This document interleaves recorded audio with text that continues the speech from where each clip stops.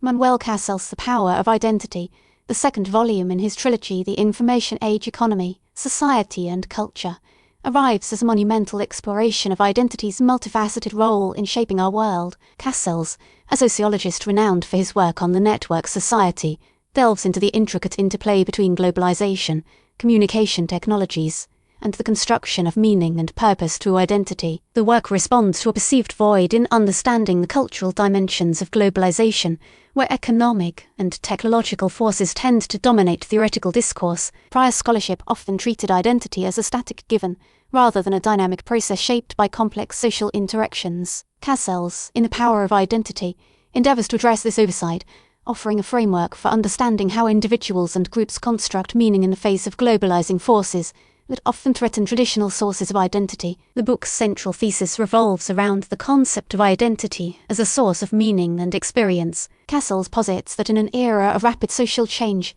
eroded institutions, and fluid power structures, identity becomes a crucial point of resistance and a foundation for social action. He identifies three primary forms of identity construction. First, legitimizing identity, introduced as that built by dominant institutions to rationalize their control and power. Second, resistance identity, which arises as a defensive reaction against the perceived oppression or marginalization by these dominant forces. Third, project identity, where social actors, relying on available cultural materials, build a new identity that redefines their position in society and seeks overall social transformation. This typology, while presented sequentially, operates in a complex, interwoven manner, reflecting the fluidity and contestation inherent in identity formation. Resistance identity, in particular, holds prominence in Castells' analysis. He argues that it provides a crucial foundation for communal resistance against globalization's homogenizing effects, drawing on examples from various social movements, including the Zapatistas in Mexico, the feminist movement, and environmental activism. Castells illustrates how these groups have forged collective identities based on shared experiences of marginalization or oppression, acting as a cornerstone for their mobilization and resistance. The Zapatistas, for example, utilized indigenous heritage, land rights, and the vision of autonomous self-governance to construct an identity resisting the Mexican government's neoliberal policies. Castells avoids romanticizing resistance identities. He acknowledges their potential to be exclusionary, essentialist, or even reactionary. The book analyzes the rise of religious fundamentalism and nationalist movements as examples of resistance identities that, while offering a sense of belonging and purpose, may also perpetuate intolerance and violence. This nuanced perspective distinguishes Castells' work from more simplistic accounts of social movements. He highlights the internal contradictions and potential pitfalls within resistance identities. The concept of project identity is where Castells' analysis aims beyond resistance toward social transformation. Project identity arises when individuals or groups utilize existing cultural resources to construct a new sense of self that extends beyond immediate resistance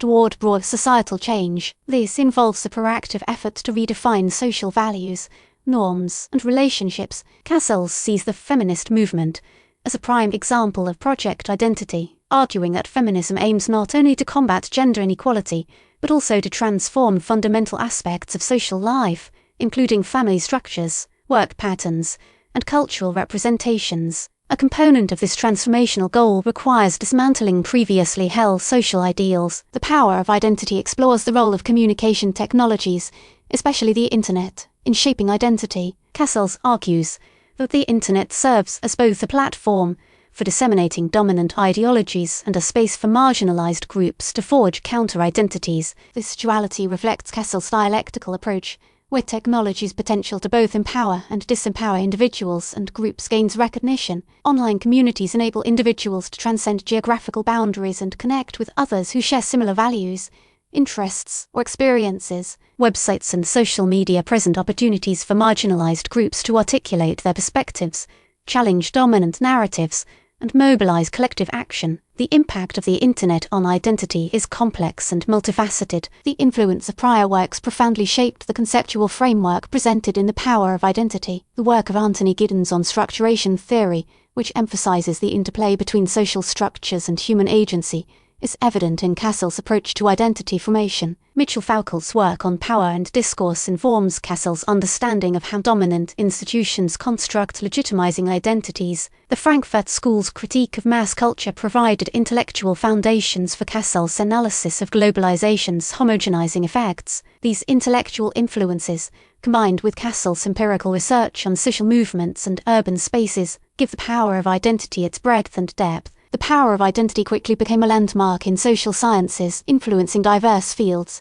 including sociology, political science, media studies, and urban planning. The book's emphasis on the dynamic interplay between globalization, technology, and identity resonated with scholars seeking to understand the cultural dimensions of social change. Castells' work has inspired countless studies on social movements, online communities, and the politics of identity in various contexts. The book's framework for analyzing identity became a standard tool for social scientists. Several critiques and revisions of the power of identity have emerged since its publication. Some scholars have argued that Castells places excessive emphasis on resistance identities, potentially overlooking the role of other factors, such as economic interests or political calculations, in shaping social action. Others have criticized Castells' conceptualization of the network society as overly deterministic, suggesting that it downplays the agency of individuals and communities to shape their own destinies. More specifically, some scholars questioned the simplistic nature of his three-part identity framework,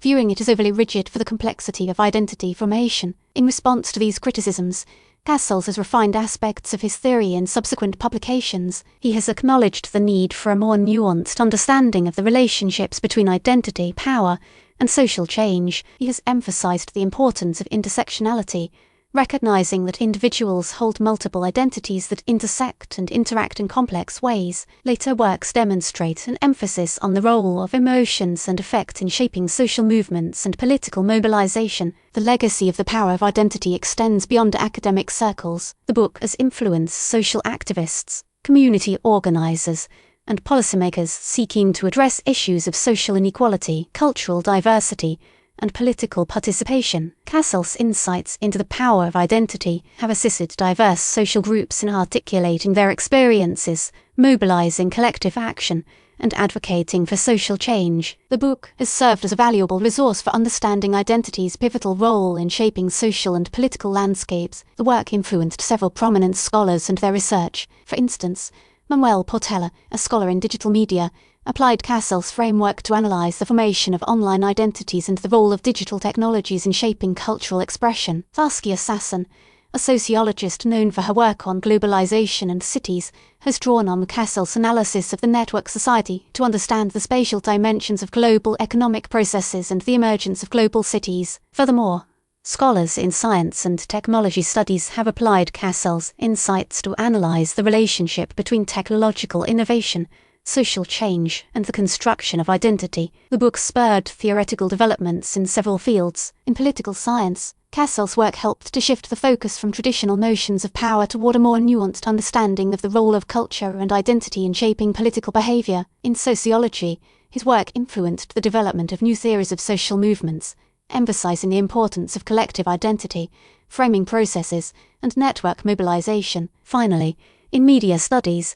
the power of identity contributed to the emergence of critical perspectives on the role of media technologies in shaping social identities and cultural practices. A concrete example of the book's lasting impact is the development of online activism. Castells' analysis of the Internet as a space for marginalized groups to articulate their perspectives and mobilize collective action has informed the strategies of countless activist organizations around the world. Groups such as Anonymous, Black Lives Matter, and the Arab Spring protesters have all utilized online platforms to organize protests, disseminate information, and challenge dominant narratives. The power of identity offers insight into the complex relationship between globalization, technology, and identity. Castells' analysis of identity as a source of meaning, resistance, and social transformation remains relevant in an era of rapid social change and increasing globalization. The book's enduring legacy lies in its ability to provide a framework for understanding the cultural dimensions of social and political life and the power of identity